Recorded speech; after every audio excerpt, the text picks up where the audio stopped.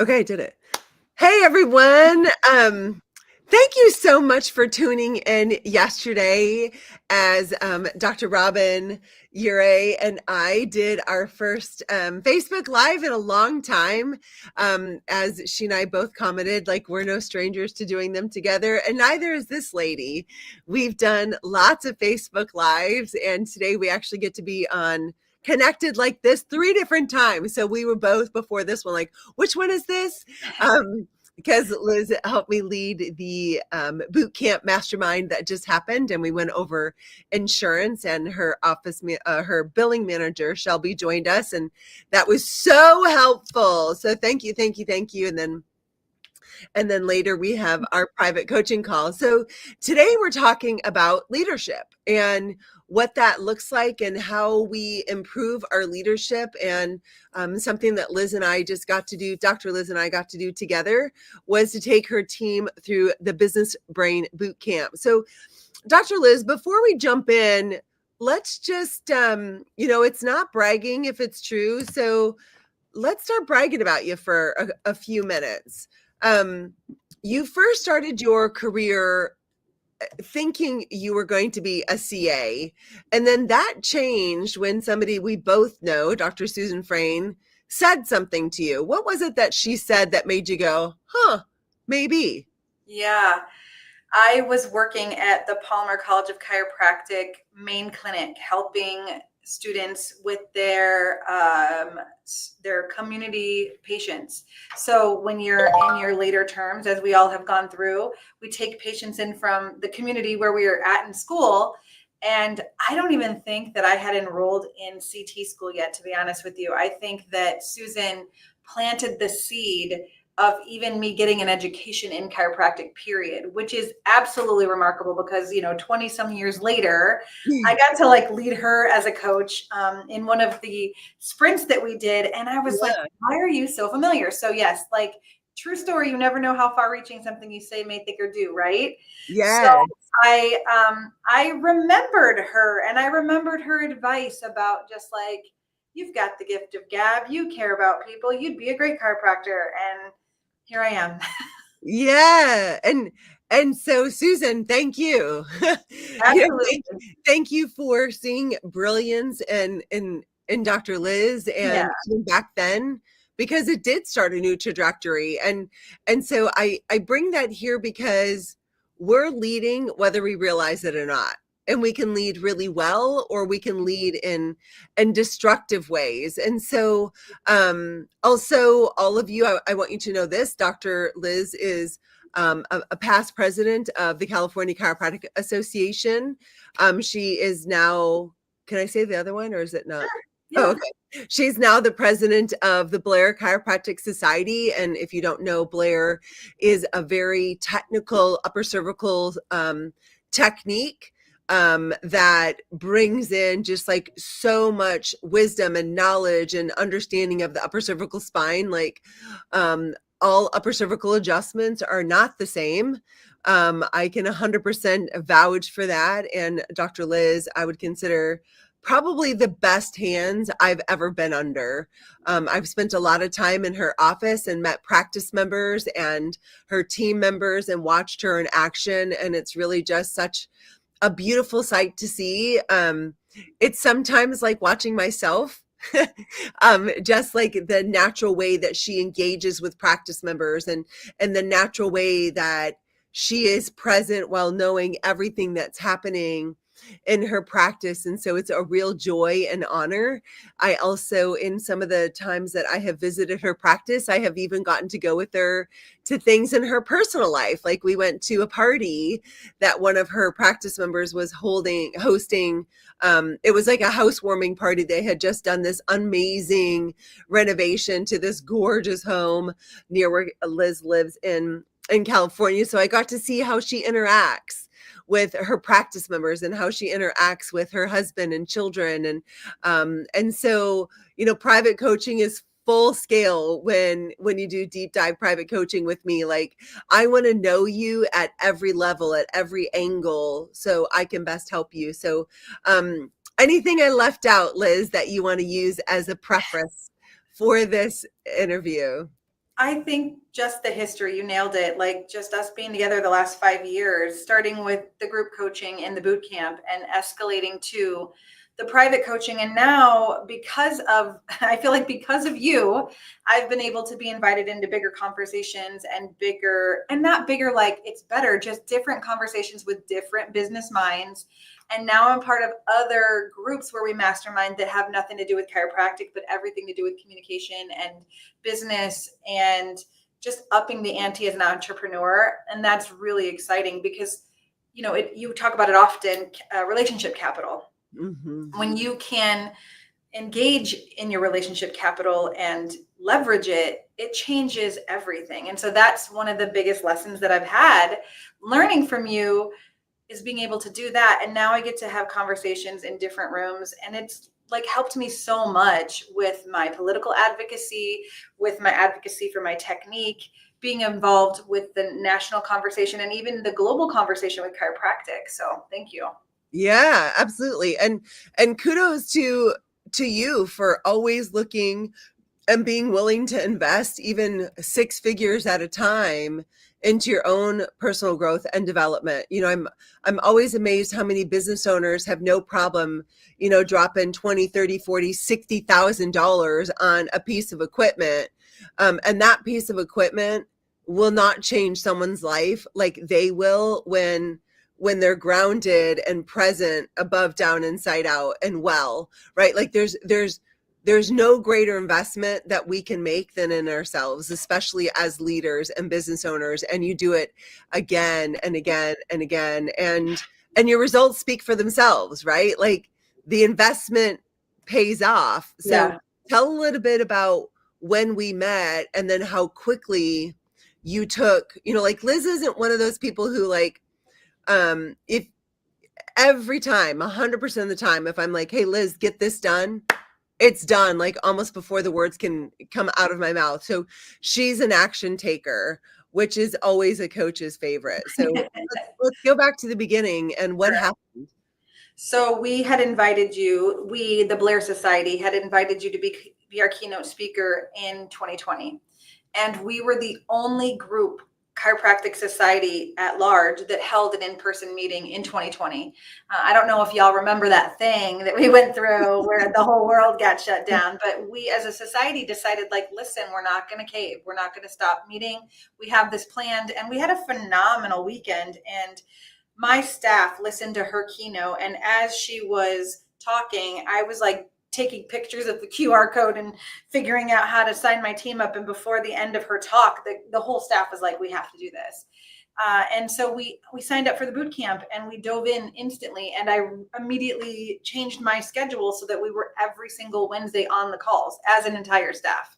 Mm-hmm. And we went very quickly from what I thought I knew in how to run a business, which was basically, it's so funny to look back and think like, wow, I was doing good, because so much has improved, right? And so when you know better, you do better. And that's like, I'm very proud of myself for that thing. When I learn the better way to do it, I execute the better way. Yes. Not to say that I don't make mistakes, not to say that I don't sometimes regress into old patterns. That's human. However, I make a concerted effort to always learn and grow and invest into myself and my team. And so we signed up for the group coaching in October of 2020. And by the end of the next year, I was investing, as you said, 6 figures into my private deep dive coaching with you. And obviously I was terrified. And I had never, ever invested that kind of money on myself or my business. I barely borrowed half that amount to even start my practice. Right. So here I am, literally a year and a half later, spending over $100,000 to invest just on me. It was so scary. And I still took the step to do it because I believed in myself. And I believed that if I could get better, everything would get better. And so, and I don't want people to think that there was something wrong with me. I just knew that I had things to learn, and I've always had a very keen sense of awareness in that regard.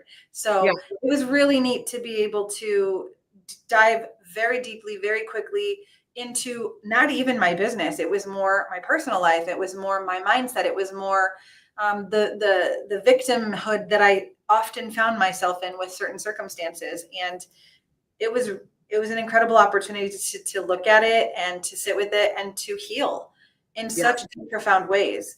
And Yeah. so once we started doing the deep dive coaching, I was also a part of this incredible women's mastermind that we met. I think it was every single week for 6 months.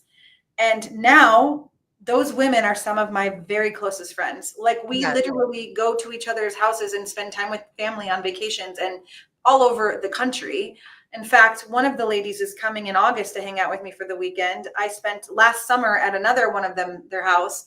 We're planning a group somatic session together. Just, it's so incredibly important to have those rich relationships, because you can just be real.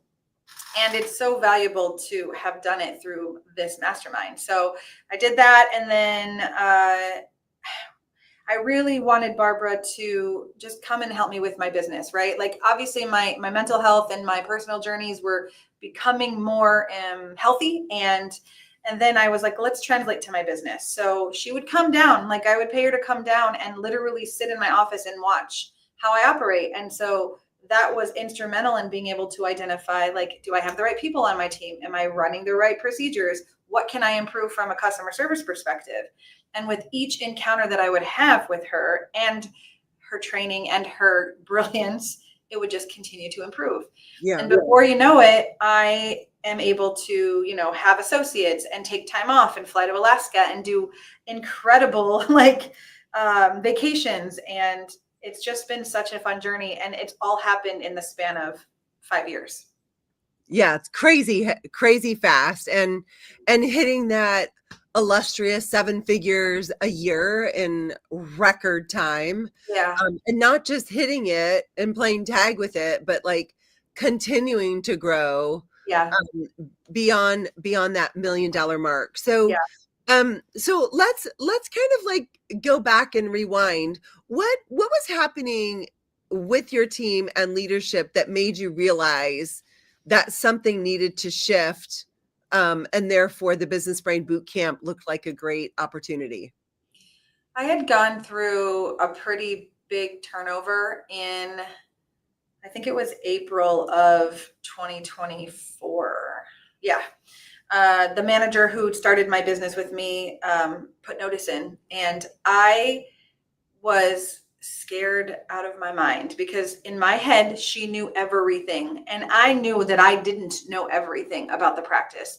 I literally didn't even know how to close my own books, because I trusted her and I trusted that she was training the team to do the things appropriately. And honestly, that notice changed everything for the better. And if she hadn't quit, I would still probably be in the same position that I was in. And that was just,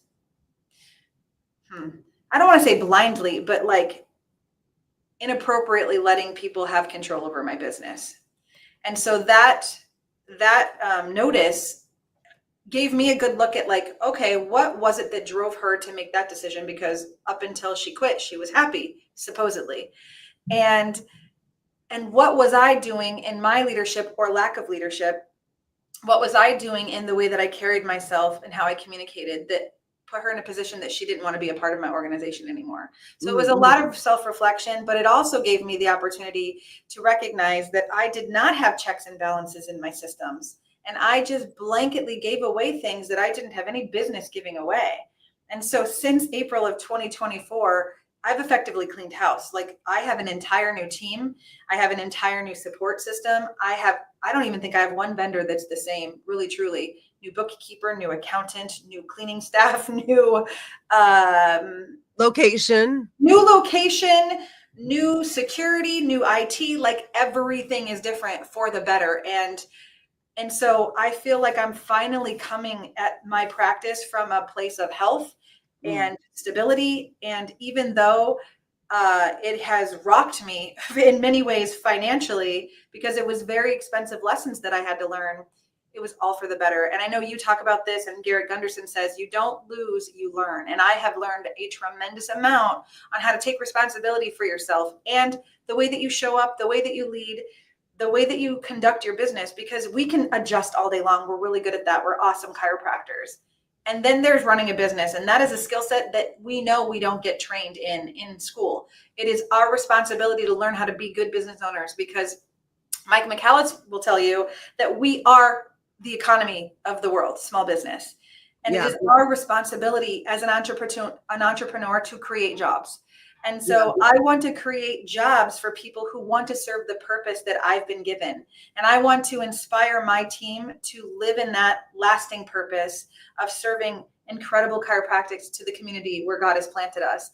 And so why it was attractive to sign up for the boot camp was because I knew that I was ready to be in a place to be vulnerable and admit that, like, we don't have all the answers. We're a new team. We're new together. And I wanted to have our culture be the foundation of health and wellness, that when people come into the new clinic with the new IT person, with the new accountant, everything is done in a very incredible, intentional way. And all of us are bonded together. And ultimately, that's exactly what we experienced going through. I think it was like 13 weeks. We met every single week and learned about neuroscience. We learned about communication. We learned about how to communicate with each other. And we blocked off my schedule. Like, I didn't see patients for an extra 2 hours during that day every single week for 13 weeks, because it was that important for me to make sure that my team and myself were completely connected, mind, body, and spirit, so that we could serve well. And literally, we had our best month ever. We had $130,000 in collections in April. And I'm one doctor practice. We don't have another associate. It's just me. Right. And it wasn't like you were working 80 hours a week. You even had time off in there. Yeah. In that month. A lot of time off. It was pretty remarkable. Yeah. So Liz, lots of team training promises better communication for, like you and your staff, and better communication with your clients, and unification. Like, what was different about this? Because you're not a stranger to team training, or Right. training in general. What Right. was different? The difference was how intentional you and your team set up the modules in the brain-centric design way. So it's engaging every part of our brain and creating psychological safety. And what I really enjoyed throughout the process, and it evolved. Like, it wasn't this stuck in the mud, we can only do it this way. It evolved with our team. And what I loved about it was when we would clearly come up against some kind of resistance, whether it was from my office manager or from me or from something that keeps happening and we can't quite put our finger on what the issue is, we would stop, even if we didn't get through anything except for one person's LTP. And Yeah. we would address the issue, we would come up with a solution, and then we would all have clarity around it, and then we would move forward. And Yeah. when we got into that rhythm and worked through the system like that, it transformed the way that we were able to communicate with each other, because we knew that there wasn't an unsafe place. We knew that when there was a hard conversation, that it would be met with love, compassion, understanding, and safety. And that is the key to communication, period. Whether you're having it with your staff member, your best friend, or a client you just met. Yeah. And one of the things that I love that we did too, like when you said we handled it right there was no more of this. And I think this happens a lot when we do team training, like, oh, someone's got to do that. Like, an ideal will come up, and, oh, someone needs to make that thing, or someone needs to do that. And I was like, nope. Who's going to do it? When are they going to do it? And how do we check and verify?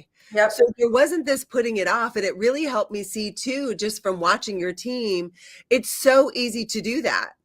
It's so easy to, and then we're really having to go over the thing twice. Yep. Right. And instead, like, your team just like immediately rolled up their sleeves and they're like, let's get to it. Even the prickly conversations, we didn't put them off till later. We're like, let's handle it right now. Yeah. And then, like, going in finer with your intern, and the little things that I heard her saying that will impact team performance and your results in huge ways. Yep. Share how that went down. And it wasn't just with Diana. There were several instances where that came up with your team. Yeah. I think that the important lesson to take away from what you're alluding to is that words have meaning. And when you say try versus do, when you say I think versus I know, when you command confidence versus you're not sure, every bit of that has an energetic polarity to it. And so we just really worked on clarifying the words that come out of our mouth and the intention in which we say them. And Diana, my intern, gained significant confidence in her ability to communicate. She was so grateful for being exposed to this high level training that she wouldn't have gotten anywhere else. And because she was part of the organization and walking through an internship with me, she got access. Mm-hmm. And my staff, like sometimes, I mean, I'm surprised that they think this way, but apparently I'm unapproachable. And it's not because I don't care. It's because I'm just very direct. And so they had a hard time coming to me and telling me things. And I had to look at that and say, you know what? I absolutely take personal responsibility, but I could do it in a safe way where I knew that they were going to say, you know what, we get it. And we understand that you're working. And by the end of it, they're like, gosh, you've changed so much in the best possible way. I Yeah. don't just come in and say, why did this happen? I said, Yeah. you tell me what was going on and just give me more context. And it was just such a sweeter conversation. So I think I probably learned the most. And I didn't ever come into it thinking that I didn't need to learn anything. Right. I came into it thinking that my team needs to be cohesive. And Yeah. I think it was a beautiful expression of, I don't even know how many, I think it's like literally 12 different women coming together. And if you can imagine, all we have in this office is women. I think there's 17 women on my staff between me Yeah. and my massage therapist and everybody that like has a hand to play, including my virtual assistant in the Philippines. And it has been an incredible example of letting go of ego, allowing safety and truth to be known, and the ultimate vision of the clinic, which is just serve from a place of love and health, has really risen up. Well, you bring up a really good point. I think all of us want to create a culture of love and understanding and acceptance. And there are lots of ways that we can do that linearly, like in a linear fashion. And, you can search the internet or go to ChatGPT or read a book and it will teach you. But the thing that it's likely going to miss is the neurological component, the understanding of, within 7 seconds, somebody is making up their mind if they're going to come back or not.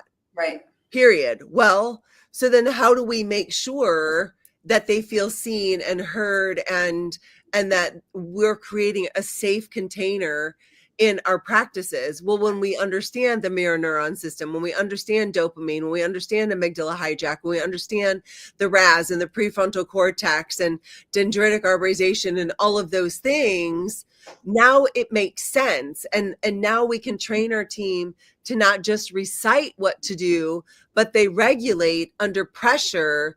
So we're still functioning like this beautiful symphony and orchestra of playing the sound of our culture and our love and our understanding for them. And, that's one thing that I really saw change on your team over those 13 weeks is that approach and that come from, instead of who is right and who is wrong. Yep. And we can take that who is right and who is wrong, not only from a team perspective, but that then also often overflows with practice members, right? Where we're looking to see who's wrong and who did the wrong thing as our practice members, instead of serving with love. And Yeah.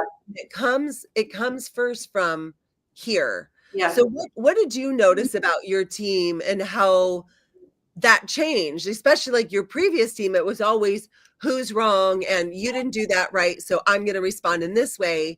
Yeah. And during the business brain boot camp, I really saw your team instead be like, oh, I didn't realize I was doing that.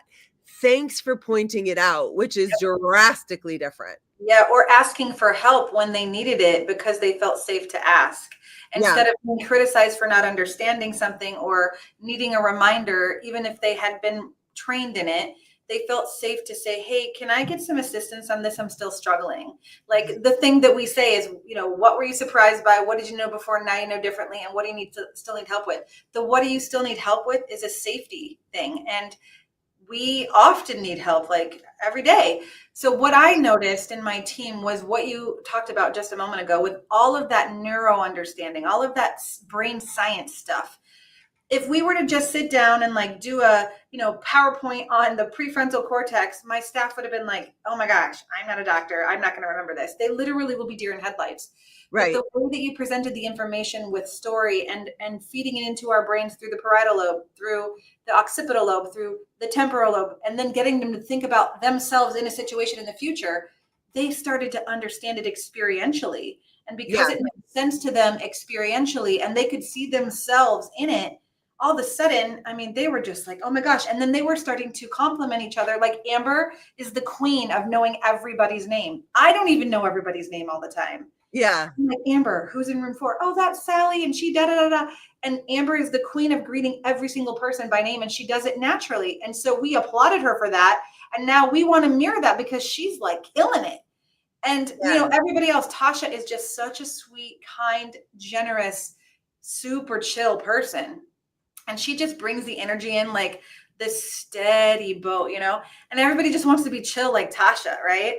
Yeah. And Shelby, she could literally sell you a ketchup popsicle if you were wearing white gloves. She knows how to sell.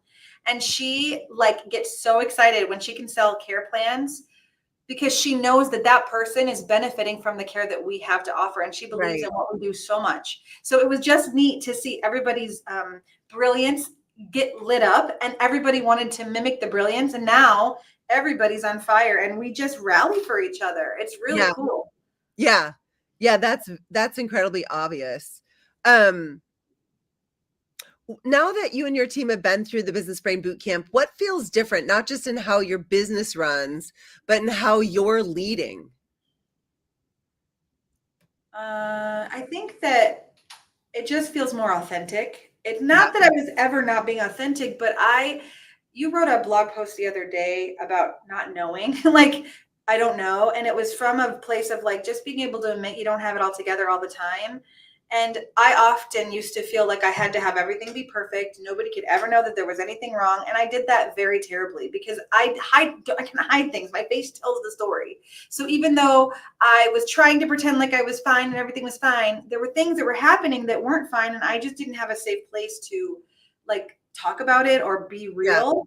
And then it would come out in me being really bossy or really demanding or micromanaging. And that takes away safety from people and having autonomy in their job. Yeah. So the staff, I think, would say that I'm just more chill and that I lead less like iron fist and more open. And there's a lot more collaboration. And I've noticed that they are like just so committed to the health of the organization. And they are the first ones to say, I made this mistake. I'm so sorry. This is what I've done to correct it. And this is how going forward, it's not going to happen again. Yeah. And I observed you becoming so much less anxious. Yeah. Right. And for those who are watching, something that I know we don't talk about enough is the neuroscience of communication and success and relationships. But here's what happens as the leader when you're anxious or maybe or maybe you're frustrated because you don't feel psychologically safe and so you're not saying things to your team members, or maybe your culture is like, we just don't rock the boat. All of that just builds up all of this anxiety. Well, guess what? The mirror neuron system of everyone else around you is picking up on that. Like, it's impossible for them not to see it. So then when a practice member comes in, they're instantly, their nerve system's on high alert of something's not right here. Something's off here. I don't know what it is, but it doesn't feel quite right. And if you remember that within 7 seconds, they're deciding if they're going to come back, their decision to not come back could have happened as soon as they came in the office and they sensed something was off, because that's what the mirror neuron system does, right? And then the amygdala comes in and says, oh, hey, we're stressed, worried, bored, concerned, or feeling trapped, knocks the prefrontal cortex offline. Goodbye to logic, reasoning, problem solving, empathy, and even listening. And so as a leader, I really saw you just kind of like settle into your role as the leader. Like, you're out front leading, but I also saw you come back behind them and give them support. Absolutely. And it's Um, because we did it together, and every single week, even though the content was on a different thing, we could go back and visit something that had happened 3 weeks before and have a conversation about it. And then I don't want to say fix it, but address it. And then that just created more psychological safety. And it's just like that neural pathway that we're developing. You can develop bad neural pathways and bad habits, or you yeah, can develop good ones. We're neuroplastic. yeah, So focusing on healthy rhythms, healthy communication, and safety has been a game changer for Well Connected. yes, and in so many ways, it seems. Let me ask you, what measurable or observable results have you seen, whether time, energy, profitability, communication, like in your office, but also, one of your team members, Grace, I think every single week was like, Yeah, it's so cool that I'm using this at home with my family to improve my relationships. What have you noticed? it's translatable into every aspect of my life, not just running this business, but how I communicate with other colleagues and how I communicate with my family and my friends. From a profitability perspective, it's like night and day. I mean, we were doing fantastic before we moved into the space, and now we have more capacity, and it's just elevated to a level that I hadn't ever experienced before, right? Mm. Like again, I said we did I think 130 in April, and then I took literally like a third of the month of May off. And if I had worked, we probably would have done 150, but it's all scaled, right? So just every single person on my team is completely committed to the vision that Well Connected has and the role that we have in this community. And they are absolutely interested in seeing people's lives transformed through what we do here, through Yeah, chiropractic care and the supportive work that we do.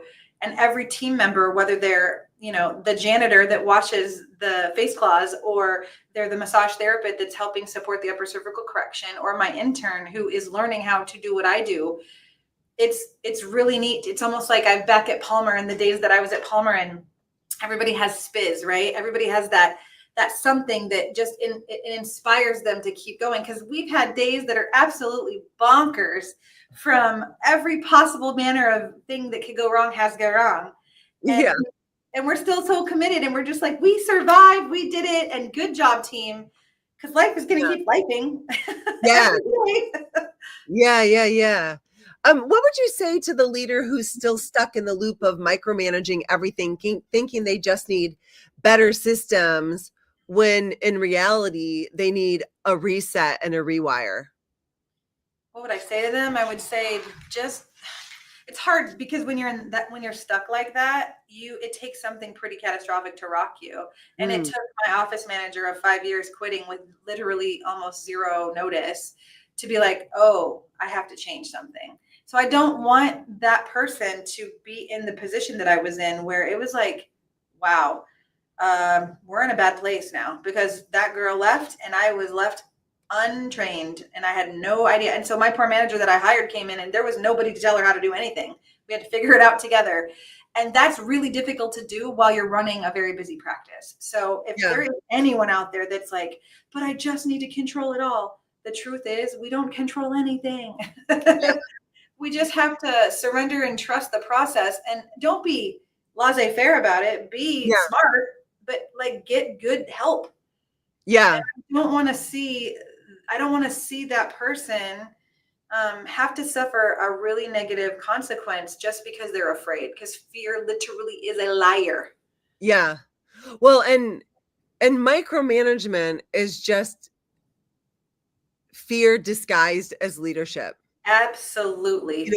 We get so afraid that we white knuckle every experience, like, uh-oh, what if that person doesn't say that thing right, or what if that doesn't go right, or what if that person leaves, or what if this, and what if, and what if, and what if, and what if, and if that's our approach when we're in our practice, I can promise you, you're missing out on a lot of opportunities to impact lives and earn more money, Well, not right? only that, but you're missing out on the ability to experience joy and love and peace and Yeah, having fun. Like, we laugh and giggle and play all day long. And it's not magic all day, every day. God knows I still have so much work to do in this department, because there's all kinds of stuff that happens that I've never dealt with before that I'm like, oh my God, what do I do? Even today, I had this crazy thing happen and I went into amygdala hijack and I don't even remember, probably from 7 a.m. to 10 a.m.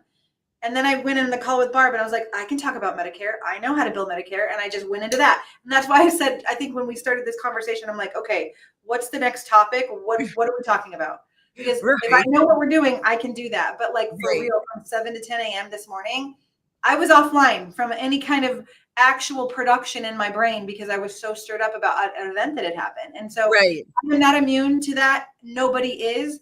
But with practice in helping to learn how to surrender and just trust the next step, and with good training and with good mentors and coaches in your life, you will have the ability to overcome things faster and less irritated, and it translates, like Barbara said, to better profit and just a more easeful existence.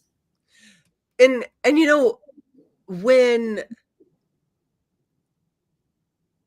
when Liz, like as leader, we're human too. Like we're going to lose it from time to time. We're going to get frustrated. We're going to, like the thing that Liz had to deal with this morning was pretty substantial. Now that her team understands amygdala hijack and prefrontal cortex and grounding and present time consciousness and all of those things, they're able to just rally around her to help her, like her nerve system come back online, to Yeah. help get back to that groundedness, to step in and really show support that matters in that moment. And whether it's Dr. Liz that needs it or somebody else on the team, they all come from that understanding and that awareness and knowledge. Even if it's a practice member who's freaking out, like everyone can collapse on top of that person with an understanding of how to move forward with great success. So Yeah. this is, why do you believe every growth-minded leader and their team should experience the Business Brain Boot Camp? What's so good for them? Being able to instill again and again with repetition positive neurofeedback, right? Being able to instill that neural pathway being built with a stable foundation, and the communication and the confidence that comes from doing this work as a team is, there's nothing like it. Mm. And you talked about how the Business Brain Boot Camp impacted your own nerve system. What would you say to the woman listening who's successful but secretly hanging on by a thread, which I think is very common? Very common. And I was there literally not too long ago. And you can grow too quickly, and you can grow. I just had this conversation with a practice member literally 2 days ago. He disappeared, and I didn't see him for 6 years. And he came back and he just shared his whole story with me since 2019 to today. And he basically said, my business grew so fast that I couldn't keep up with the demand, and I leveraged myself too hard, and I lost everything, including his marriage. Because, and it was just so heartbreaking. And I said, I understand you've been through all that. Thank you for sharing it. And what I'm so impressed with is that you still stand here today interested in getting better. You're interested in making sure your nervous system gets regulated, and you're here understanding that getting this correction is going to allow you to have the ability to live another day and have hope. So I was that entrepreneur, and sometimes I still am feeling like I'm only hanging on by a thread. And yet I have an incredible support system that I can reach out to. Literally the other day, I texted my friend SOS, and they called and we prayed. And that just helped so regulate me, because prayer is so instrumental in my life. And it's like when I have these deep relationships that I can call on, leveraging my relationship capital, I don't have to do a lot of explanation. I can just say SOS, and they call me instantly and say, let's pray. They don't even care what it's about. They just want to make sure that I get grounded. And that's awesome. So don't give up, get help. Yeah. And here's what I would say to the person hanging on by a thread. Don't put your future on the line of a thread. It makes me think of, and Liz has been here 3 times in Alaska and gone out to her cabin and been in -29-degree weather as a Southern California girl. And something, I mean, there's so much I love about my husband. One of the things that he does is we don't take risks. Like we were just strapping the mud buggy onto the trailer, and one of the straps that we were using was slightly frayed. It would be fine, but why take the risk, right? And it makes me think of when we lie to ourselves and say it's going to get better, like I'm hanging on by a thread, but it's going to get better. If you're not doing something different and you're not focusing on rewiring this, the circumstances may temporarily get better, but the wiring underneath is the same and you'll be back to where you were before long. And that's because our wiring, right? This predicts our future. Absolutely. This predicts our everyday. Like things aren't, we don't live life as it is. We live our life through our perspective. We live our lives through our video game. So, we can hustle and hustle and hustle, and maybe our practice goes back up, but without rewiring, it's going to crash down again. Absolutely. And to me, it's no different than taking a pill, potion, or lotion for a symptom. Like maybe your snotty nose is gone, or maybe your low back pain is gone, or whatever, but the wiring underneath is still subluxated. Mhm. Right? So the challenge is going to come back, and really that Band-Aid that you just put over it is making it worse because now you're not aware of the problem. But it's like the out of aligned car, and now those tires, they're going to wear down faster. Well, if our wiring underneath is based on fear, and our wiring underneath has its foundation in survival, you're always going to come back to that survival wiring, and have yourself at risk. Like this holding on by a thread is not sustainable. So Yeah. let's talk for a second about the Business Brain Boot Camp and the sustainability of your business.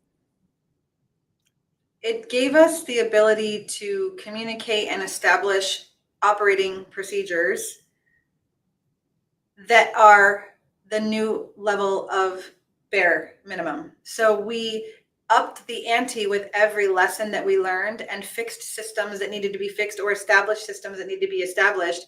And then that's the bottom floor. And then with excellence, we continue to improve. So in the Bible, it talks about going from glory to glory to glory. Again, when I left the practice that I was at and started Well Connected, and I had my first month, and I think I made like $32,000, and I was like, oh my God, I get to keep all of that money. Wait, what? It was insane. And I was so proud. But now if I made $32,000, I would literally be going bankrupt. You know what I mean? But with every level of excellence that we've improved upon, there's another level of responsibility. And what you were just talking about with the thread and like being overwhelmed and not having your mindset right, it made me think of like people who win the lottery but have no idea how to deal with money. Right. They may have $4 million and it's gone in faster than it probably took them to buy the lottery ticket, because they go and squander it because none of their habits have changed. Their mindset hasn't changed. But people who work diligently and go from one level to the next level to the next level and reinvest in themselves, their team, their company, and then build up, they're the ones that have sustainable wealth for generations and create a legacy for the people behind them. Yes. So getting training on how to change. And so this has not been pain-free. And I'm not trying to scare people to think that, oh my gosh, in 5 years, I became a millionaire and I have my dream life, and it wasn't without pain, because I had to go and do the deep, dark work. And it's not hard work. It's deep. Right. It's deep and it's emotionally vulnerable. And with that can come pain, but you cannot heal unless you feel. And we know this from physiological perspective. Your bone breaks, you're going to feel the periosteum healing, and it's painful.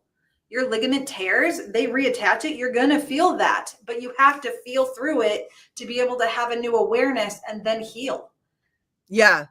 And to see it, to be able to see it fully, I think sometimes it's scary to make changes, not from the standpoint of, oh, it's going to be hard to make the change, but more so what if it doesn't work? Right.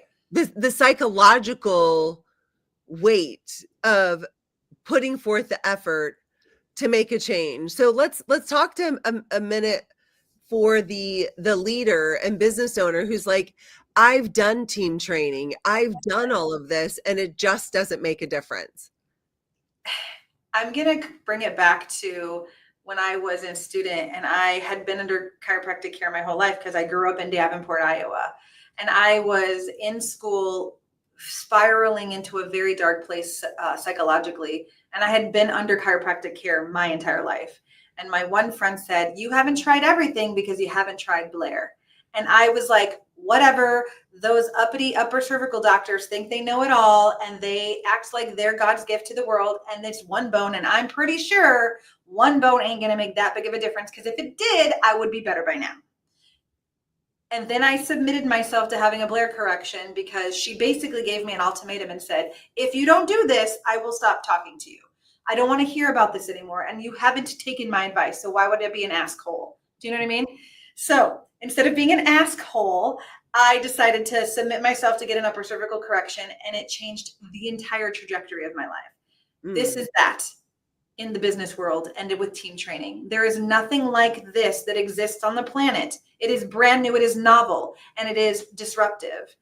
And it changed me. It changed my team. And even some skeptics that probably were like, I'm not sure. They beg for us to have a meeting every month now. I literally changed my contract with Barb to include having my team get training every single month going forward because it is that transformative. And they asked for it, not me. Yeah. I wanted Barb to myself. And they're like, can we please have her? And I said, okay, fine. Yeah. I mean, it's been really amazing to just watch the stability and the calm and confidence. Yeah, the confidence. And I think they individually each like themselves better. 100%.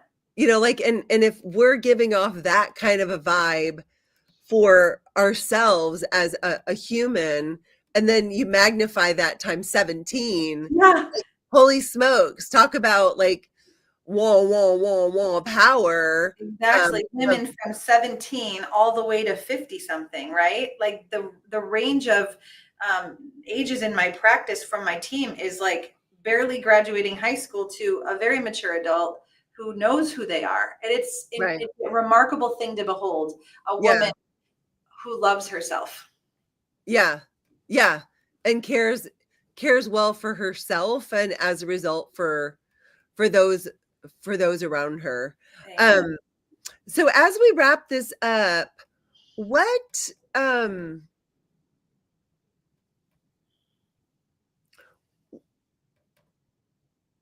why does brain-centric matter?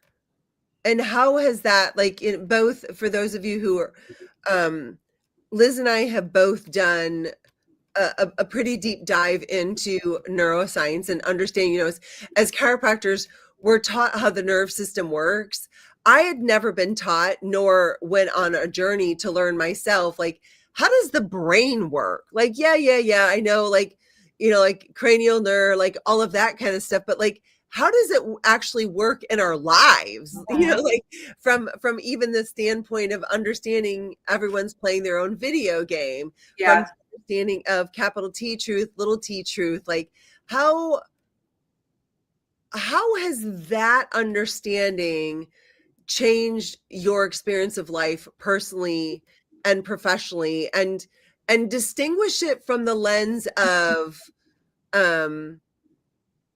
the person who's like, well, I have a coach. I mean, I have 3 coaches. So number one, you can have more than one. I'm pretty sure that elite athletes have more than one coach. They probably have a nutritionist that's their food coach. And then they have a financial analyst who has their financial. So I have 3 coaches currently. So that, number one, have more than one. Number two, when I got exposed to brain-centric design, it was because of Barbara, and it transformed my entire life in such a great way. Now, whenever I talk or present, I do so from a vantage point of brain-centric design. I had the opportunity just this past weekend to teach a lot of really smart people about some cool stuff that I've been seeing in my practice. And I got a resounding, like, positive review. People are still texting me today, asking me for my notes and for the videos and all this information that they all already know. But because I delivered it in a way that made sense to them, they had intrinsic motivation to want to know more. And so brain-centric design, it takes the pressure off you, me, everyone, and it allows for us to be inspired inherently because our brains naturally want to receive the information in the way that it was designed, which is through all of the lobes, through every, you know how we always say, well, I'm an auditory learner, or I'm a kinesthetic learner, or I like to look at visuals. Our brain likes all of it. And when we teach our brains in a way that it allows to take in the information the way the brain likes to learn, it becomes effortless to ask for things. It becomes effortless to get things done. So my team has learned the brain-centric way, and they have been understanding about why it works the way that it does. And now it's effortless for them to ask for referrals or get the Google review or sell the care plan because they have an understanding about how we're interacting with that brain. It has nothing to do with feeling fear of how might they reject me, because they can't reject, the brain won't reject good information. Yeah. Presenting it in a way that makes them feel good about their choice and their selection, as opposed to like, I am a sleazy snake oil salesman and I just want to make money. And I haven't had anybody accuse me of being a sleazy snake oil salesman, well, ever really, but specifically in the last couple of years, because I've been engaging in brain-centric design, because as Rich Carr and Kiran Amani will say, it's affect over effect. It is the relationship over the result. The result will come because you have a relationship. Right. And if I can take it back to my mentor, Dr. Blair, who I never got the chance to meet, but who I love dearly, he said, and he's quoted as saying, when you take care of people, the reward will be the blessing of monetary. Because when you take care of the person on the table and you care about them as a human, everything else is going to fall into place. And I think the Bible says it really well. It says, seek ye first the kingdom of God and his righteousness, and all of these things will be added unto you. That's everything. So yeah. I'm going to seek righteousness and truth and relationship and safety. And then everything else is going to fall into line because we can love each other from that place. Yeah. Well, perfectly stated. I don't think that I need to wrap that up anymore. So, Dr. Hoefer, thank you so much for joining me today. Thanks for all your insights. Thanks to each of you who joined us as well. This was a great discussion about leadership and team building and just the opportunity that we have as human beings to serve and engage with others, whether it's through paying clients or even our team. Remember that we're impacting them as well. It's not just those who come in for our services, but the opportunity that we have to make a lasting impact in their life, it matters too. So thank you so much. And to all of you, keep paying attention. I'll be doing Facebook Lives, at least one, if not two, every single week. If you haven't picked up my book yet, Two Streets Named Hard, this is my copy, full of notes, because I'm also leading a book club every Tuesday from 7 to 8 p.m. Eastern. And we're having great global conversations. There are individuals on that from Australia and from Canada at times, and then parts of the US. So it's a really great discussion. This book will help you understand what we're talking about when I'm talking about rewiring. So I talk a lot in this book about rewiring, and I think the simplest way to understand it is like limiting beliefs. Like, how do we understand our limiting beliefs, and how do we change them to be aligned with the kind of life that we want to have and the ways in which we want to impact other people. So God bless you all. Have a wonderful day, and I'll catch you on the next one. Thanks. Bye.